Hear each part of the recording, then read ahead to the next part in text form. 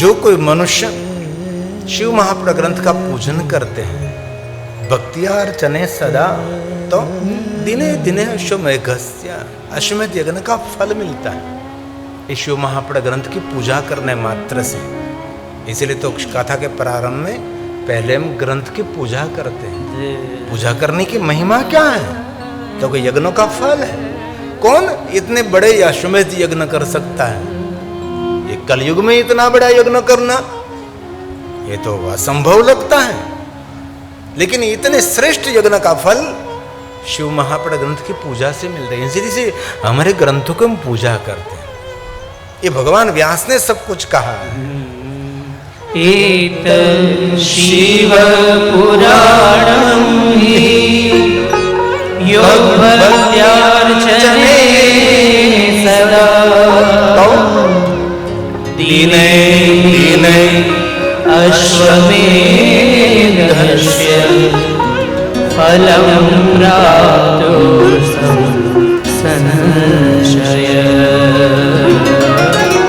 फलं प्राप्तो संशय। इसमें कोई संशय नहीं।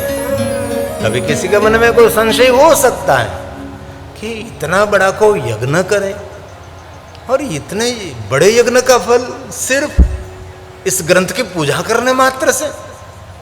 इसलिए कह दिया न संशय, क्योंकि भगवान व्यास जी जानते हैं कि मनुष्य संशयशील प्राणी है, अनुसरणीय प्राणी है, अनुकरणीय भी प्राणी है। एक मनुष्य का निजी लक्षण है दूसरों को जैसा करता है वो। अच्छे लोगों के जैसा करे तो महाजन गतासा पंथा, महापुरुषों के जैसा करे तो दुनिया हमारी बन जाती है, लेकिन ऐसे बहुत कम लोग होते हैं। दूसरों के जैसा करने का एक भाव रहता है। इसलिए अनुसरणीय प्राणी, अनुकरणीय प्राणी है, संशयशील प्राणी। इसलिए कहा इसमें कोई संशय नहीं। श्रद्धा से आप स्वीकारिए कि दिने दिने अश्वमेधस्य फलम प्राप्नोति, इतने बड़े यज्ञों का फल मिलेगा।